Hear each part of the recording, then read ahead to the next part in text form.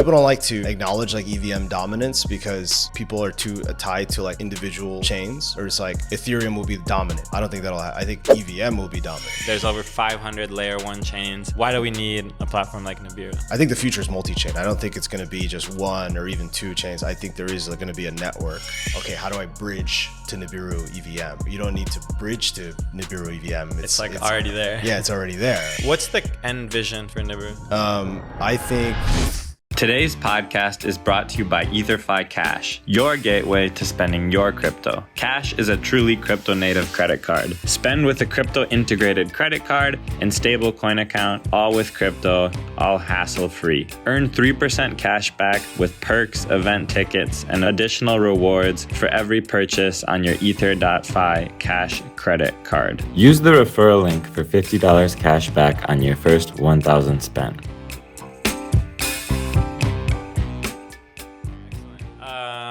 Here in Dubai again with Erick from Nibiru. The first question I want to ask, and I like to ask a challenging question at first to all the founders who come on. I just checked CoinGecko before we started. There's over 500 layer one chains. I think there's more than 500. There's even more smart contract platforms. Why do we need a platform like Nibiru?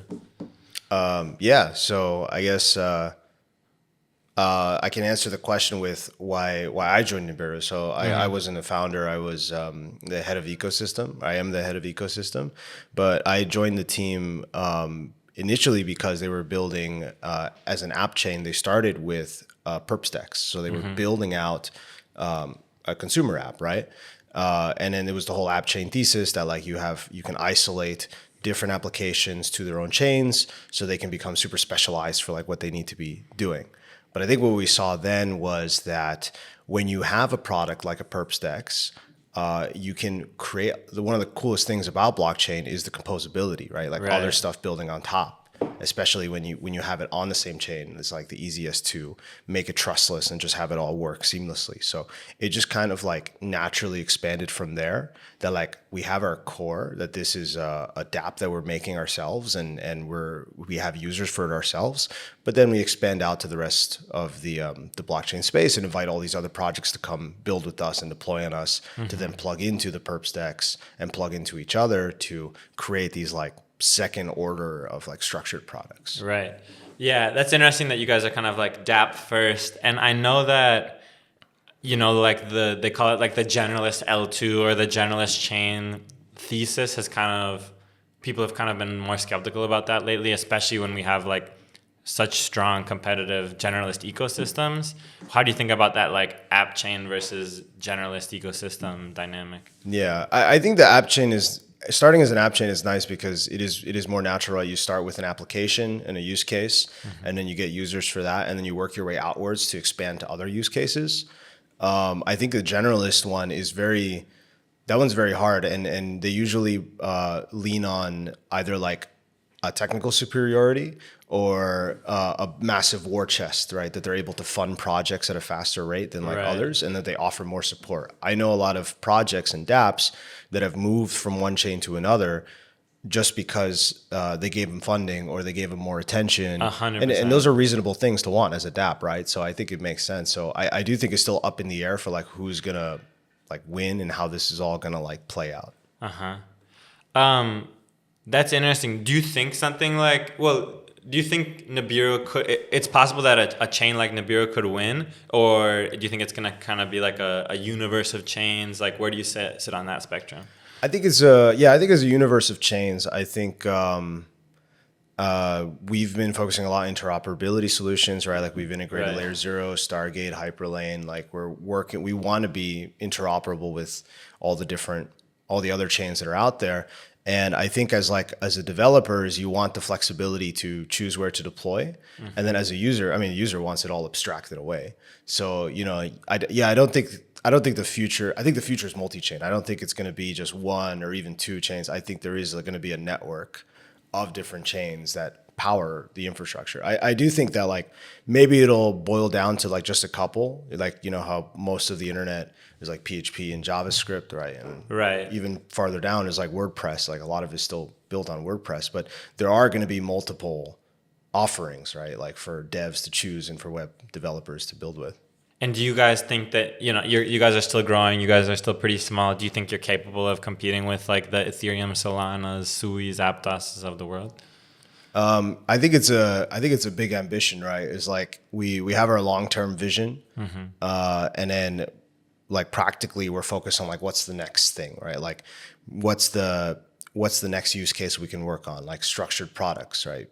Tapping into real yield sources, not just like restaking yield, but money market yield, T-bill yield, funding rate yields that come from the perps decks, right? Being able to package those into products and then take those to new potential users, right? That like might not even be in crypto yet. I think that like this space has been very focused on just kind of like cannibalizing each other. I feel like let's try to get users from one, bridge from one to the other. Right. And it's like, but we're so tiny. Like when you really like step back, it's a drop in the bucket compared to like what's out there in the world. So I'm always open for like collaboration, right? And like interoperability and plugging in and integrating, because like the market share that the market is so big that we all have like the potential to grow. Interesting. I want to get into that yield, and I want to get into your kind of ideas around interop and account abstraction and you know, different ideas here. But I first want to start off with your kind of background. So how did you come to the crypto space? Yeah, so I started in 2014. I was an undergrad at MIT, and they had just done the MIT Bitcoin project. So they raised money from MIT alumni, and then they airdropped $100 worth of Bitcoin to every student on campus. Bitcoin was about $300 at the time. So every student got a third of a Bitcoin, just no strings attached. Right. I got a third of the Bitcoin, and it's like, oh, cool. Now what? You know, like it's they set up. They got like a Bitcoin ATM on campus. They got the different some stores and some restaurants to accept Bitcoin, and like it was okay. Like we tried to use it, but then you know the wait staff wasn't trained on it, and then not really people didn't really use the ATM. The thing that really came out of it was the MIT Bitcoin Club. That like the students that were interested in this and like wanted to like learn more, explore this, start mining, start trading, look at like careers in this, kind of like started the initial genesis of the club. And I became the president of the club in 2017, which was my senior year, ran the MIT Bitcoin Expo. That's how I built a lot of my initial network. I joined the Blockchain Education Network, which was a network of blockchain clubs around that time. And then from there, I just, you know, opportunity after opportunity to either like invest in projects or work as like ecosystem lead for some different companies. Do you think that initiative was, it's the first time I've heard of it, was that successful, or do you think it was kind of like a waste ultimately? I don't think it was a waste. It's actually interesting because every couple of years there's it kind of resurfaces either like on CoinDesk or Cointelegraph, and there was an article about it just like a few days ago, and I mean it's very objective presentation of the facts. Even the guys who did it, like Jeremy Rubin and Dan Elitzer, they kind of said that it did fail in some ways, right? Because it's like the ATMs were eventually removed, and then the stores stopped accepting Bitcoin, right? But I do think like the way it was most successful was kicking off a lot of students' interests in crypto. Especially like on MIT campus, right? Because like all of Boston is very closely connected, and a lot of the clubs that started in Boston started with the help of the MIT Bitcoin Club. Right. And what was the like logistics? Not to get too much into this, but again, it's the first time I'm hearing about it. Did they like help everyone set up a wallet? Was it like, did you kind of have to opt in, or was it kind of like a mandatory thing that everyone had to participate in? Yeah, it was there was an email that was sent out to everyone. Saying that if you want to set it up, you had to set up a wallet with one of the two partners. It was Circle and Coinbase. So you either set up a Coinbase account or you set up a Circle account. I did it through Coinbase. Or you set up your Coinbase account, you give them your Bitcoin address, and then like one of the days in November, like on a specific date, like they sent it out to everyone, and then there you go, you have it in your wallet. And then, but it's funny because you do have to claim it. And then, you know, 4 years later, when I was the president of the club, or 3 years later, And then that first like big spike in like 2017 from Right, Bitcoin, absolutely. Bitcoin breaks past $1,000. I start getting emails from people. There's like, hey, I'm like clicking the claim link, but it's not working. What's They going had gone on? back in their email. Yeah, it's like, why is it not working? And I'm like, the link expired like, Years 72 ago. hours after it was first sent in 2014. So That's wild. I wonder how much do you know how much they ended up distributing that way?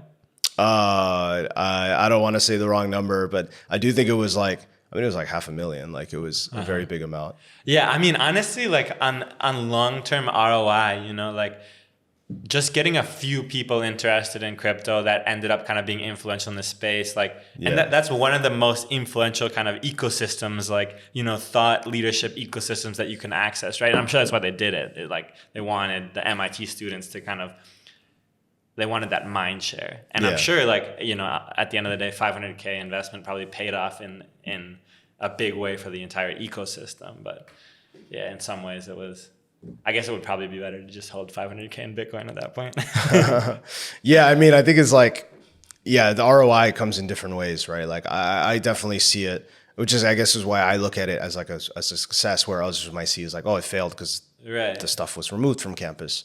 But yeah, I mean, it started people's careers, and then that springboards, right? Like they bring on more people. Like crypto is a very referral-based industry. Like people bring on people mentor the newcomers. That's very cool. That's very interesting. Any other kind of roles that you had that you think were kind of particularly influential or interesting to you today? Yeah, so I was the president of the Blockchain Education Network. And so that was a network of blockchain clubs that had started around that time. So it was a network of Bitcoin clubs that started in 2014 with Jeremy Gardner out of the University of Michigan. And he had brought on the MIT Bitcoin Club, the Bitcoin Berkeley Association, which became Blockchain at Berkeley, University of Delaware, like a bunch of like early clubs, right? We were trying to set up clubs on campuses that kept getting shut down because the schools wanted nothing to do with Bitcoin, right? It's like, what is this Bitcoin stuff?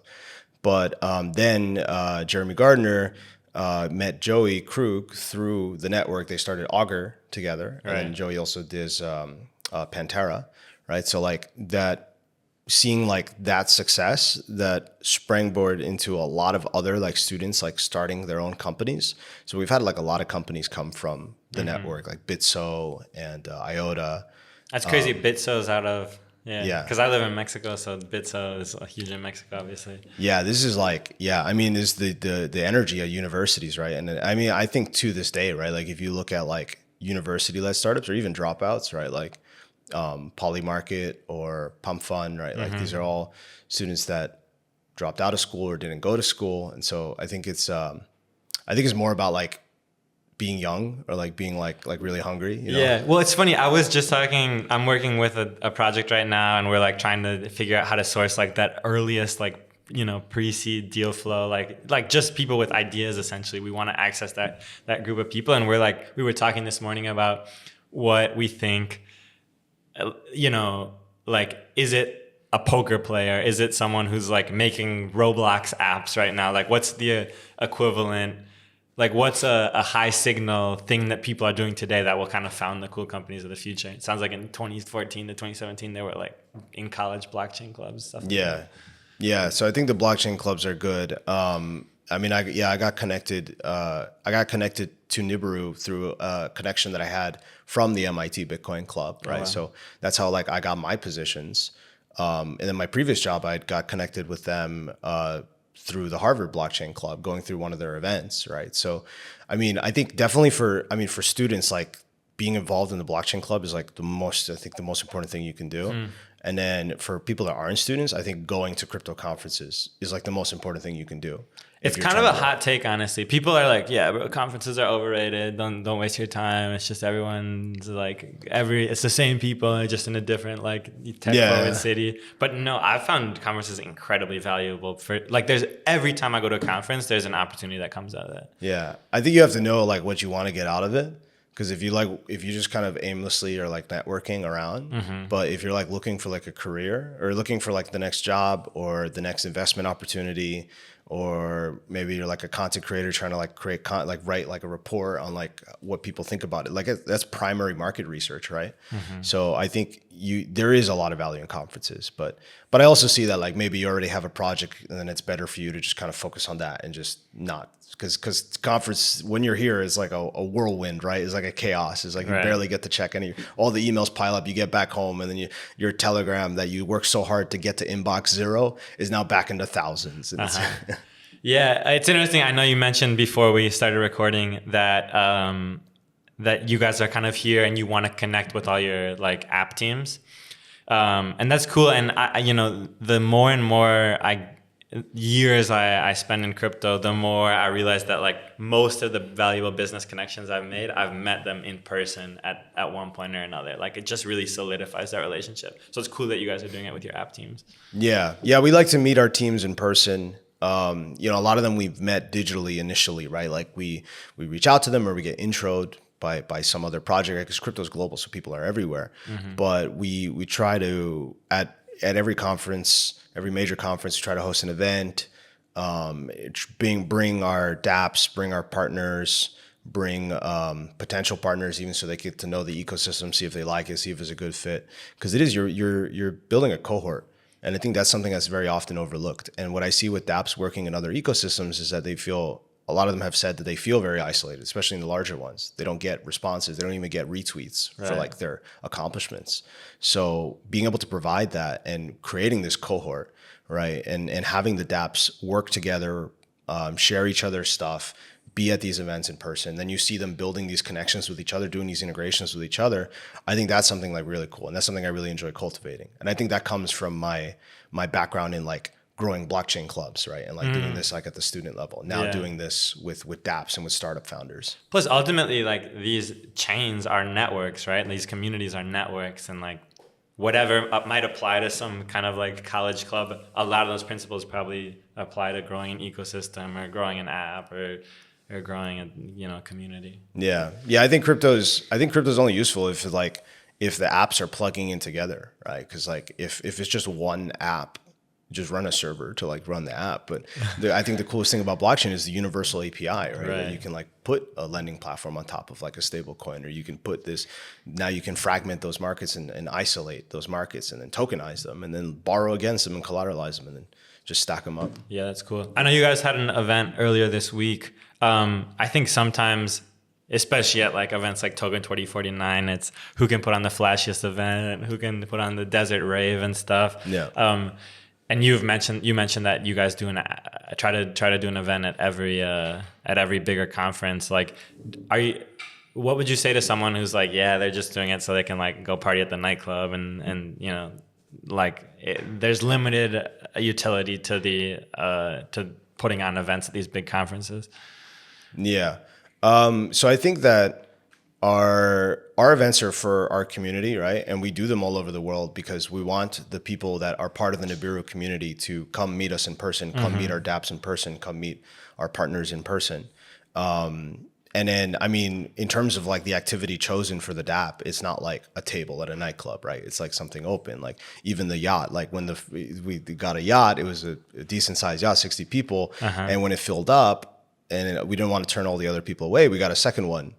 And the little secret is that it's not that expensive. It's actually really cheap. It was like, to rent a yacht? Yeah, it was actually cheaper than like doing a restaurant. So I think that's some alpha there. It's like the yachts are people, everyone loves the yacht. It's chill. It's not too crazy. But the capacity is a thing. So we got like the second one because we want people to be able to come. Right. You want it to be open for everybody. Yeah, we want it to be open. But then you also do need a hook because we've hosted events that are just like meet and greets. And then, people, it's a toss up on what the conversion rate will be. So, bring people in with the hook. We're going to be doing, and we're going into more niche stuff like for consensus in Toronto. Right. We're actually doing a Pilates event. And that's more focused towards women, right? And towards like the Oh, women. interesting. The You're like women picking of the Web3. demographic. Yeah. Yeah, like we want to try the women of Web3. We want to try people that like fitness. Like we've done like some fitness stuff in partnership with the One of Us gang and the Aya Wallet. Actually, I was there earlier today, and it was just me and then the One of Us gang team because everyone was at the rave last night. So Yeah, I gotta do my idea was like the crack devs of tomorrow are building Roblox apps. That's what I gotta do. That's my event for the next conference is like the Roblox dev, the hackathon or something. You have to stand out because like these events, these side event sheets. It's like 700 events. I heard there were over 2,000. Yeah, I believe it. Like that's insane. So you have to stay. Like you can't just come. Right, you have to stand out. You have to stand out with something. Right. So at least we try to make it like something that people enjoy, right, and that they will come, and then everyone has a good time, and then they get back to building after. So cool. I want to back up for someone who hasn't heard of Nibiru chain before. Like, give us the 60-second pitch. Okay, so Nibiru is a multi-VM layer 1 chain. We focus on structured products. We abstract away a lot of the complexities, both for developers and for users. On the developer side, if you're more comfortable in Rust or you're more comfortable in Solidity, whatever the case is, you're able to deploy and you're able to plug into other projects that have built in the other languages, right? Through like all the connections that we've made and the pre-compilers we made, all the support that we've made for this multi-VM architecture. On the user side, you can go and use all of these DAPs, but we're also ourselves building like a super app, like through our web interface, like you can kind of like interact with these in like a smoother way. It's not like pick this project, but it's just like, what is it that you want to do? And then go and like, you can go and do that thing, right? And then it just plugs into the DApps in the back end. Then we're also working with partners to do that, like from AI agents that you can like chat with to then go into, they'll route you through all the whatever Nibiru DAP is needed for that. We're using GMAC AI to like, I think that helps like abstract everything away because now a user you don't have to go through all these different UIs, and it also helps the DApps get more traffic, right? Because as a DAP, I don't need to like worry about getting all these people to come to my platform. I get the transaction volume through like Nibiru. Right. Yeah.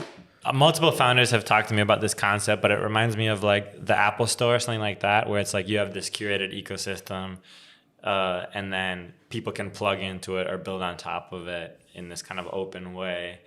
And both parties benefit, right? Like the app benefits, but the app ecosystem benefits. Like Apple benefits as well from people building on top of the platform. Yeah. Yeah, you need the creation and the discovery. And I see a lot of crypto people, I mean, the discovery is not very good, right? Like you either search for a project or you go on CoinGecko or DeFi Llama, right? But I think the ecosystem should do more. And if you go to our ecosystem page, it's not formatted like just here's our list of partners. It's more formatted like an app store, right? Okay, like here are the actions you can do. You can go do those actions. Well, it's interesting that you bring that up. And I feel like crypto has a big advantage because people, like if you see a crypto project on Twitter doing something interesting, like, oh, we're doing like options on meme coins or whatever, for example, you're willing to like check it out and give it a follow because you're in the crypto space. You're curious about it, right? You're curious about trying new products. And crypto has a big advantage in that people are willing to like check out crypto because it's just crypto.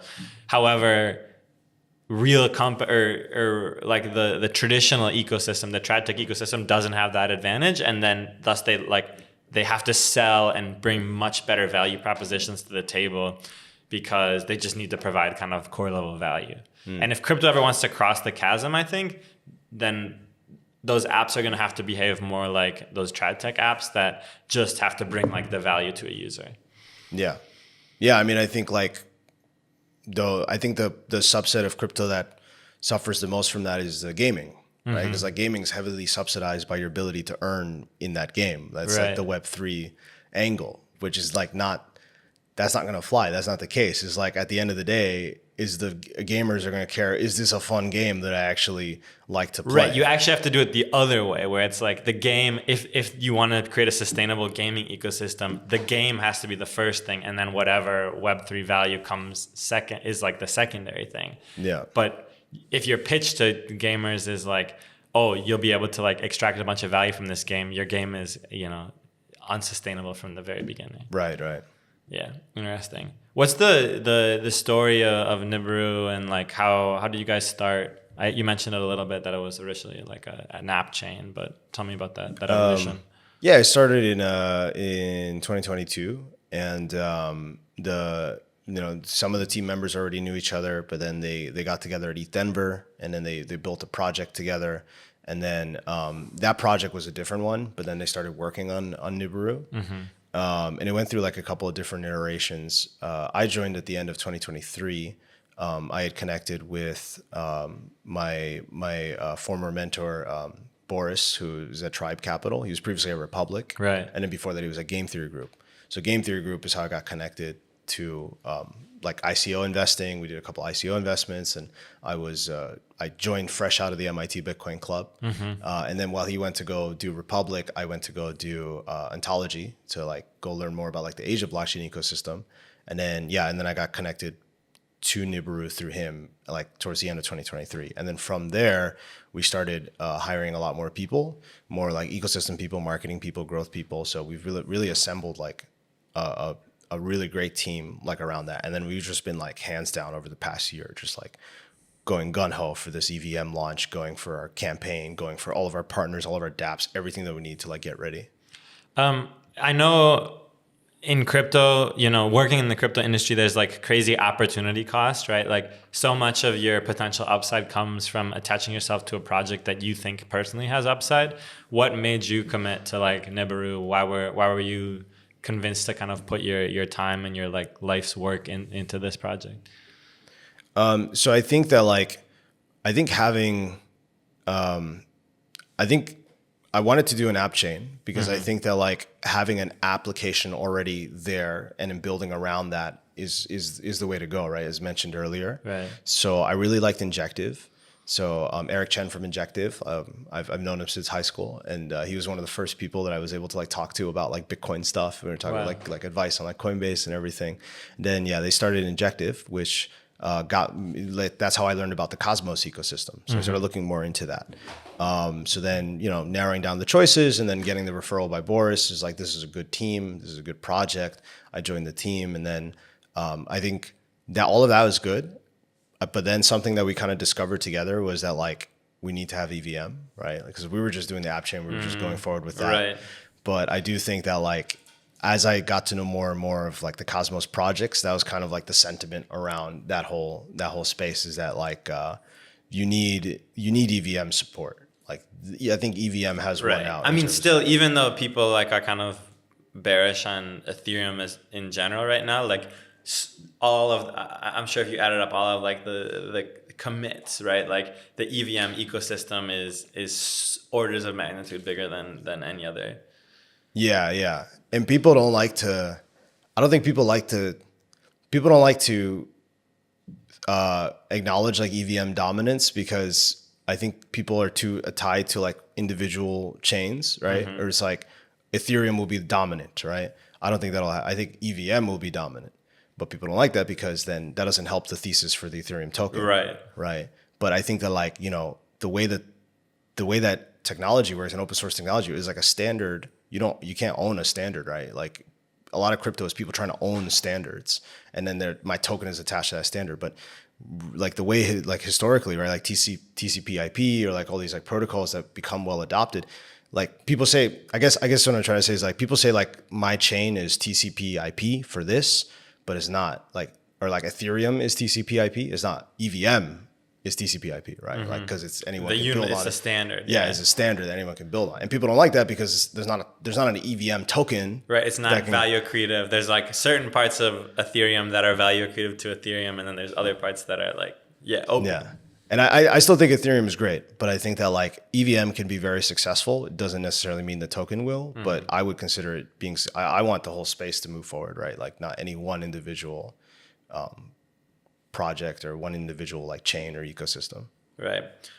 You guys have a couple kind of emphases at Nibiru chain. One of them is yield and this idea of like structured products and stuff. Talk to me about what's exciting in that space for you guys. Yeah. So A lot of this stems from seeing a lot of the restaking initiatives, which I really like from like a architecture perspective. Like I think it's really cool, but I think I like at the base is like we need like alternative sources of yield, right? Like the more people that tap into the same yield source, the more the yield source goes down, right? It's like a fountain or like a well of like water that like people are draining. Plus you see all these like unsustainable yield ecosystems where it's like, token subsidies, pool twos in the past. So is the token subsidy. And then it's the same thing as happened in DeFi summer is that you slap on an APY and it's like, here's a 100% APY or 1,000% APY, and it's like, well, this was calculated at like one instantaneous moment in time, right? Like this is gonna go to zero. Like it doesn't mean anything, the APY, because it's its own token or it's a restaking or it's just an estimate or whatever. So I think that like we're in an interesting spot where we're getting more and more RWAs. So I like tapping into RWA yield. I think that like having T-bill yield, which we're doing through some partners that we're working with, like Maple, right, bridging their tokens over and then building, having the DAPs plug into that as a source of yield, I think is interesting.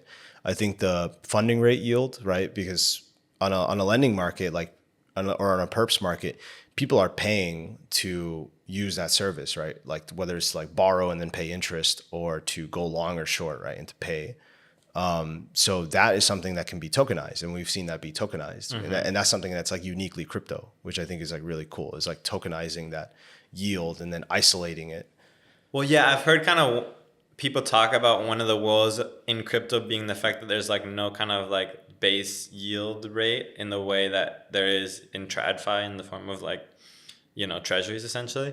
Do you guys think about that at Nibiru chain at all? And like, what's the base yield? Is that RWA yield? Is that like the funding rate yield? Is it a staking rate or something? Well, yeah, I guess there's our base yield, which is like from our liquid stake token, but that's very volatile, right? Like, 'cause it's a governance token or it's a gas token, right? That then gets staked and then earns yield. But I think that like we're kind of basing our ecosystem a lot around T-bill backed stable coins because it does provide like a very stable source of yield that then these structured products can be built on top of. And then where that comes into play is just like making it easier for people to get access to those T-bills, right? Okay. Like, which I think makes a lot of sense. I think in the same way that like TradFi people wanted to wait until ETFs to like buy Bitcoin. I especially like on the other side is like I wasn't really interested in buying T-bills until it was like a token, like because I don't know, it's set up. How do I get a T-bill? Like, well, it's actually crazy how hard it is to access those yields. Like you have like a bond ETF or something, like it's abstracted away, right? It's a couple layers, like you're paying a fee, you're paying a brokerage, like there's multiple, like it's abstracted. It's not as like simple as like, oh, I'm gonna buy a T-bill or whatever.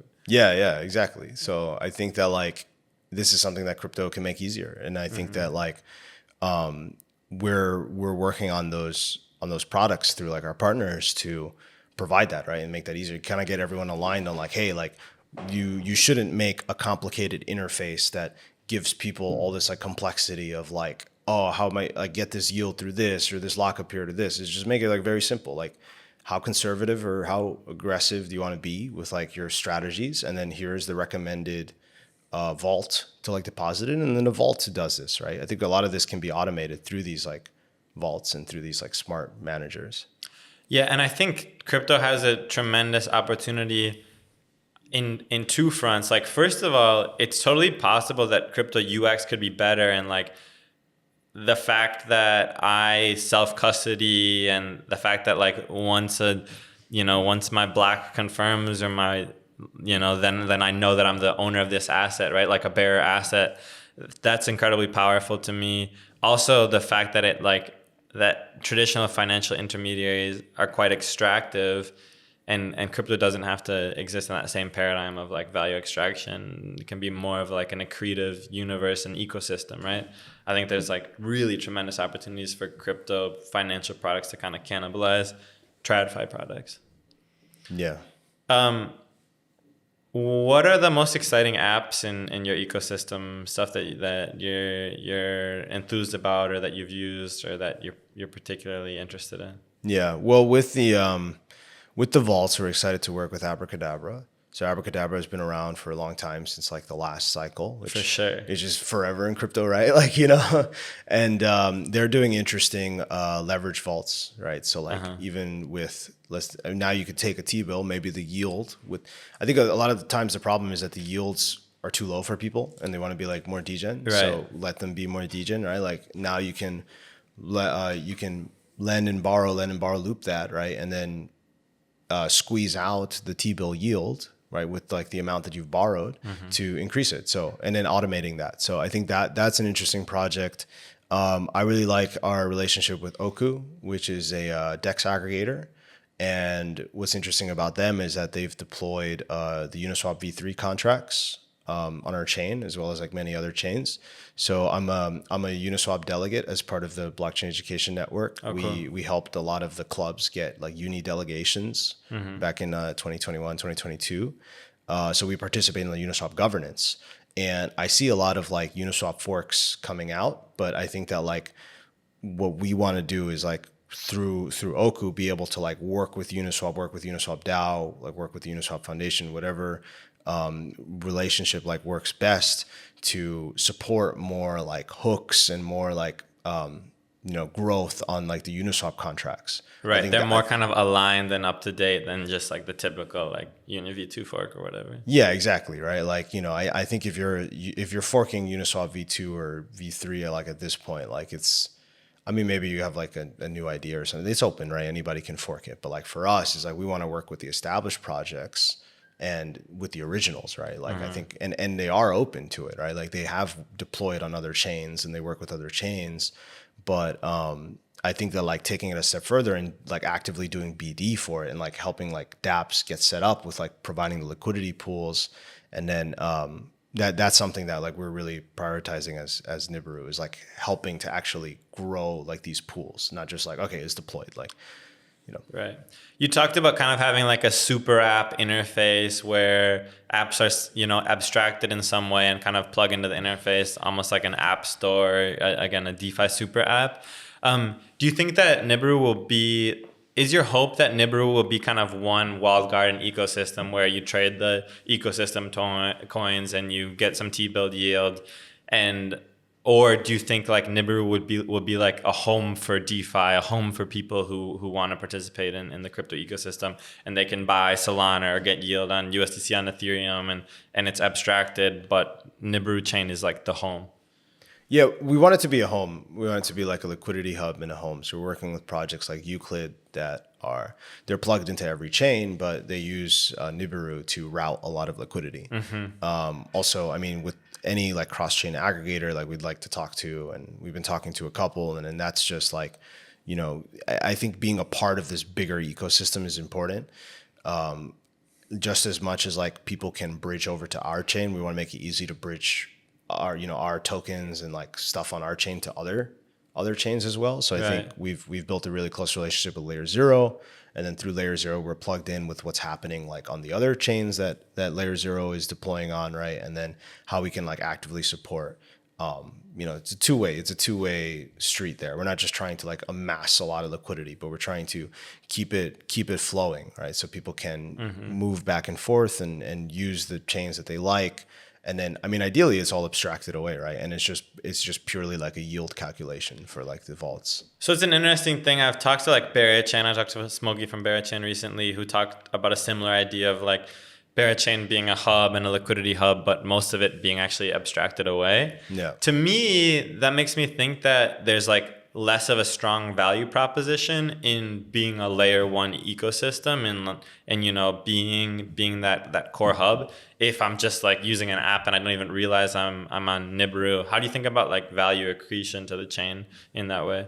Well, I think for layer 1, like the more if value is flowing, right, and then volume is flowing, then that's more transaction fees, which is good for the chain, right? So you kind of take like a direct value fee, like revenue approach to the valuation of Nibiru. I think you can model it that way. Like if you want to model like what is like the value, right? Like, and then want to attach it to metrics, then you look at the volume. You can look at the TVL, but I think what we've seen is that like you don't need, as apps get more efficient, right? Like TVL efficient and like liquidity efficient, you don't need as much TVL as you used to swap or to like do these activities. So I think that like people want to see a lot of TVL, but what we're really looking for is like the flow of like volume and transactions and users and applications and like end cases and the vaults that like people are depositing into. Mm-hmm. So it's kind of like a universe of value creation. There's not necessarily one specific thing that allows like the chain to be valuable. It's a spectrum of products, revenue, sources of users, liquidity. Yeah, I think it's I think you have to look at it holistically, right? And like see like what it's just like monitoring the health of an ecosystem, right? And like making the ecosystem healthy. I want to talk a little bit about like the tech behind it. You mentioned, you guys' push for EVM. Another thing I would love to chat about is the path towards quantum resistance, which sometimes people talk about, sometimes people completely ignore. What are some of the kind of technical aspects of Nibiru chain that are most exciting to you? So I think there's a lot of optimizations under the hood, right? Like we do like adaptive parallel execution to rebalance the transactions, right? Like make everything faster and especially during times of like high stress to make sure the network doesn't go down. Mm-hmm. What I really like is the developer tooling around the multi-VM. So I think that's really cool because, you can deploy a Solidity smart contract and tap into what somebody else built like in Wasm. Right, mm-hmm. Like the Nibi token shows up both in your MetaMask and your Kepler. Like it's like one address, right? You don't have to convert it. Which I think like it's very early for that. Like I think even with like wallets and with DAPs that we talk to, they don't fully understand. Is like they ask us, okay, how do I bridge to Nibiru EVM? Right, and it's like you don't need to bridge to Nibiru EVM. It's already there. Yeah, it's already there. Or like how do I convert? And it's like, there's conversion for maybe the tokens because you need to make an ERC20, but the chain, like we didn't launch Nibiru EVM mainnet, right? Like we launched the EVM on our mainnet that already existed. So mm-hmm. I think that like it's definitely challenging to like educate people on it because we have to educate people on that. But I also think that's very fulfilling because that shows that like we're at the edge, right, of like something that's like new, right? Yeah. I mean, it seems like a lot of these things might be just kind of like taken for granted in the future. But so basically with that, you're saying like anyone who had a token now has like an EVM compatible ERC20 token just kind of naturally? The Nibi token is naturally, but if somebody launched a token that's like a Wasm token, then there has to be a conversion because they have to move from one EVM to another. Right. But it's a compiler. It's not a bridge, right? Like it's on the same network. Yeah, it's on the same network. Interesting. What's the end vision for Nibiru?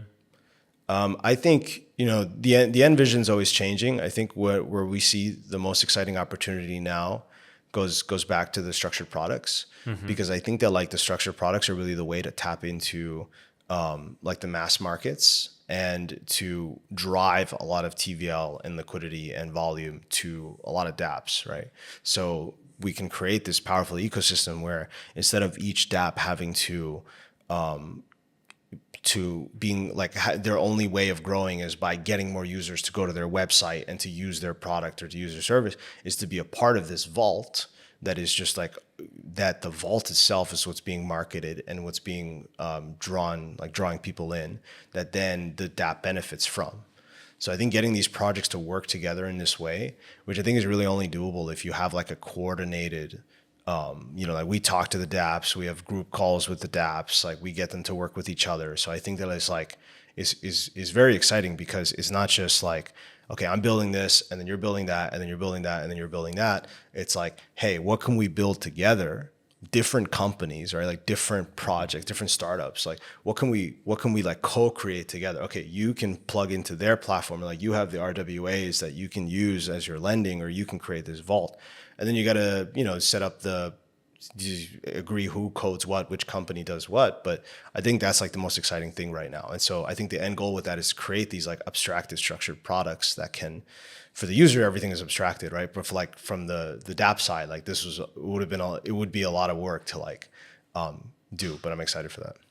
Do you imagine that kind of universe of products is going to come from like crypto native founders and created products and build for the the RWA world, or do you think it's going to become more people like participating on chain, coming externally and finding it more accessible to build on chain? I think there are the products are going to get easier to use, so there are going to be more people coming on chain. But I think there's going to be a lot of like middleman entities, right, that like can help bridge, right? Because at the end of the day, I think a lot of people, they want customer service, or they want like a financial advisor, or they want someone that they could talk to, or they want like the format that they're comfortable with. And so the people that are familiar with that world, the people that like know how family offices want to invest, and they have the crypto savvy ones of those people, they're the ones I think are going to benefit a lot, because they're going to be able to take a structured, like an on-chain vault, like a structured product on-chain vault. They're going to be able to take a family office. They're going to be able to have the family office's money. They're going to put it in the vault, get whatever yield, whatever service agreement they have with the family office, or whatever ROI there's return, they give it to them, and then they keep the rest. So I think we're going to see more of that, just because that's going to be a very lucrative opportunity, right? Like the people that understand how to get DeFi yield, getting that yield and then offering it to the people that don't, and then getting whatever commission for that knowledge. Right. You're head of ecosystem. What, in a year, 2 or 5, like what could happen that would make you kind of personally step back and say like, we won, I did my job here? I think if we see like the successful deployment of these vaults that start getting traction, right, and start getting a lot of that, and that it is able to last, right, like in a sustainable way, I think that like, if we can bring RWAs on board, because I really like RWAs, and I think it's a very challenging problem, because a lot of it is like legal issues, right? Like the tech is already there. It's just like these legal entities and like these jurisdictions, and like how do you make that like liquid? But I think that's one of the most exciting things to work on now, because that is where a lot of real assets are. And I've always been like a metaverse guy. Like I actually, before crypto, I did VR, like make VR games. And so when Decentralized came out, it's like, I get it, right? Like I understood it. But I also think that like tapping into like the real world assets is what's going to bring a lot of people. And then that's how people are going to understand like the people that like private credit, or the people that like real estate, right? Like, oh, I can buy it on chain, and now because it's on chain, I have access to like a larger credit line, or I'm able to borrow against it, or even stuff like intellectual property. Like I consider intellectual property an RWA, and I also consider like domain names. Yeah, I also consider domain names like RWAs, right? Is like something that like is. I also don't like. It's like off-chain assets versus like. Yeah, it's more like off-chain, like anything that requires something outside to like verify or to like tie it together. A lot of DeSci is RWAs, right? Because if you buy like a DeSci project, you're reliant on them, that entity, to give you whatever the equity or the revenue or whatever the model is. So yeah, any off-chain, because you have that last mile problem that's outside of like what the chain can promise you. Right. For someone, listening to this conversation and curious about checking out some of your products or apps or the ecosystem, what would you recommend they check out? Yeah, they should go to Nibiru.fi /ecosystem, or just Nibiru.fi, and you'll get routed. There we have all the DAPs that you can use today, right? And like go and try out, and then that'll get updated as more and more DAPs go live. We're also doing our mainnet campaign that'll be coming up soon. So if you follow the Twitter at Nibiru Chain, you'll know like when that campaign goes live. And then when it does go live, you'll be able to earn for using those DAPs, right? Like you'll be able to earn points plus the points of the DAPs, Plus, I think ideally, like, I don't like a lot of like farming stuff. So I just like using products. And I do think that like the products represent real use cases, right? Like I want T-bill yield, or I want to borrow against my assets, right? Because I don't want to liquidate them, especially if we go into like the return of the bull market that people think, we all think is going to happen, right? At the end of the year. So I think these are real use cases, right? I've always liked lending and borrowing as a use case. But yeah, we'll have all of that on our Twitter. We'll be sharing tutorials created by our community on like how to use these DApps, and then also what the opportunities are. Fantastic. I think that's a great point to wrap things up on. Thanks so much for your time today. I really appreciate it. Yeah, thank you.